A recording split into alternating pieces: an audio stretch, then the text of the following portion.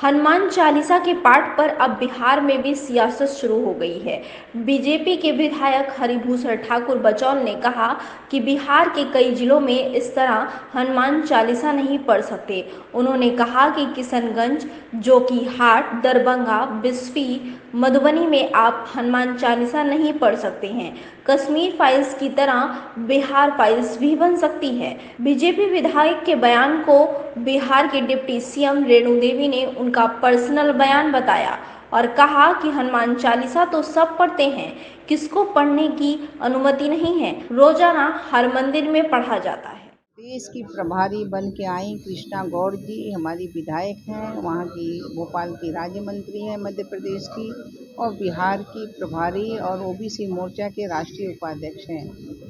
आज यहाँ बैठ के हम सभी लोग ओबीसी मोर्चा के सभी पदाधिकारियों के साथ बैठक हम लोग कर रहे हैं, और ऐसे भी हमारा ओबीसी मोर्चा मजबूत है और उसे कैसे मजबूत बनाएं इसकी हम अगली कड़ी की योजना में जोड़ रहे हैं। और जो हमारा जितना भी कार्यक्रम है माननीय भाई नरेंद्र मोदी जी का, भाई हमारे नीतीश जी का, मुख्यमंत्री और हमारे प्रधानमंत्री जी का, उस सब को लेके हमारे ओबीसी मोर्चा के एक एक कार्यकर्ता एक एक गांव जाएंगे कि वो सुविधा वहां तक पहुंची है या नहीं पहुंची है। अगर नहीं पहुंची है तो पहुंचाने का कार्य करेंगे। ये हमारी कार्य रचना बन रही है और इसको लेके हम आगे बढ़ेंगे। अरे भैया ये बात अपना पर्सनल बात होता है,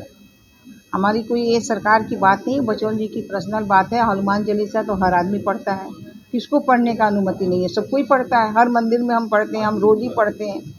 देखिए, भारतीय जनता पार्टी ओबीसी मोर्चा बिहार प्रदेश के पदाधिकारियों की बैठक आज बिहार की राजधानी पटना में श्रद्धेय स्वर्गीय अटल बिहारी वाजपेयी सभागार में आयोजित की गई है। और बिहार प्रदेश की प्रभारी होने के नाते आज संगठनात्मक बैठक में मेरी उपस्थिति हुई है। भारतीय जनता पार्टी की एक परंपरा रही है कि वह अपने संगठन को लगातार मजबूत करने का काम करती हैं, और इसलिए जिसको जो जिम्मेदारी मिलती है उस जिम्मेदारी के तहत उन्हें अपने अपने प्रभार के प्रदेश में जाकर वहाँ की संगठन की स्थिति का जायज़ा लेना होता है। हमारे पूर्व में दिए गए कार्यों का किस प्रकार से वहाँ संचालन हुआ, उन कार्यक्रमों को किस प्रकार से संचालित किया गया, उसका व्रत निवेदन होता है और भविष्य की कार्य योजनाएं तैयार की जाती है। और इसी दृष्टि से आज ओबीसी मोर्चा बिहार प्रदेश के प्रदेश पदाधिकारियों की बैठक ओबीसी मोर्चे के हमारे अध्यक्ष श्री जयनाथ चौहान जी के अध्यक्षता में, हमारी इस बिहार प्रदेश की उप मुख्यमंत्री आदरणीय दीदी श्रीमती रेणु देवी जी, हमारे बिहार प्रदेश के मंत्री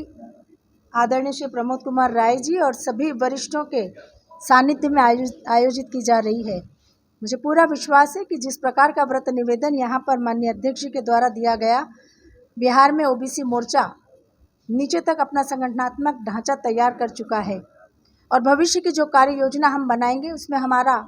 पूरा फोकस इस बात पर रहेगा कि इस प्रदेश में रहने वाली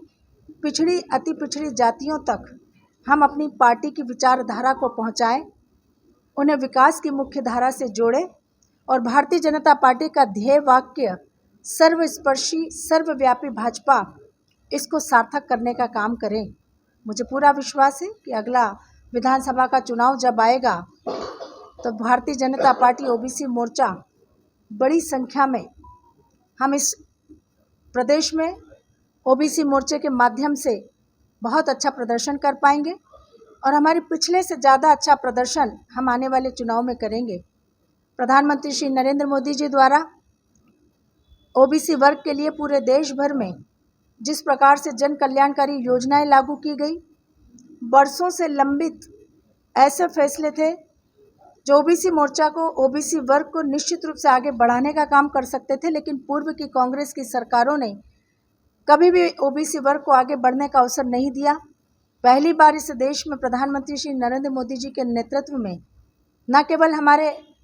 राष्ट्रीय पिछड़ा वर्ग आयोग को संवैधानिक दर्जा दिया गया, बल्कि इसके साथ साथ क्रीमी लेयर की सीमा 6 लाख से बढ़ाकर 8 लाख भी की गई। सर्टिफिकेट को बनाने की जो जटिल प्रक्रिया थी, जिसके कारण ओबीसी समाज को बहुत नुकसान उठाना पड़ता था, उस जटिल प्रक्रिया का सरलीकरण करने का काम भी हमारी सरकार ने किया। और सबसे बड़ा काम हमारी सरकार ने वो प्रेस्टिजियस परीक्षा, जिसके माध्यम से बच्चे, उनके माता पिता अपने सपनों को साकार करते थे, नीट पीजी और नीट यूजी में 27% रिजर्वेशन पिछड़े वर्ग के बच्चों को देना, नवोदय विद्यालय, सैनिक विद्यालय, केंद्रीय विद्यालय में 20% रिजर्वेशन पिछड़े वर्ग समाज के बच्चों को देना, ये वास्तव में आने वाले समय में हमारे पिछड़ा वर्ग समाज के उज्ज्वल भविष्य की निशानी है। और आज हम गर्व के साथ यह भी कहते हैं कि आज़ादी के बाद इस देश में पहली बार किसी सरकार ने, किसी प्रधानमंत्री ने अपने मंत्रिमंडल में इतना बड़ा नेतृत्व 27 ओबीसी के मंत्रियों को प्रतिनिधित्व देकर देश के संपूर्ण ओबीसी समाज को एक बहुत बड़ा सम्मान देने का काम किया है। पूरे देश का पिछड़ा वर्ग समाज माननीय प्रधानमंत्री जी और उनकी सरकार का ऋणी है। और निश्चित रूप से हमारी कोशिश भी यही होगी कि प्रधानमंत्री जी के द्वारा पिछड़ा वर्ग के लिए जो भी कार्य किए गए हैं उनको नीचे तक उतारे, जिसका लाभ पिछड़ा वर्ग समाज को मिले और उनका जीवन स्तर सुधरे। इस दृष्टि से पिछड़ा वर्ग मोर्चा बिहार प्रदेश में काम कर रहा है और मेरी पूरी कोशिश होगी कि बिहार प्रदेश के प्रभारी होने के नाते हमारा बिहार प्रदेश में पिछड़ा वर्ग मोर्चा और ज़्यादा तेज़ी से और ज़्यादा ताकत से काम करे और हम निश्चित रूप से अपने विचारधारा को मोर्चे के माध्यम से नीचे तक उतारने में सफल हों।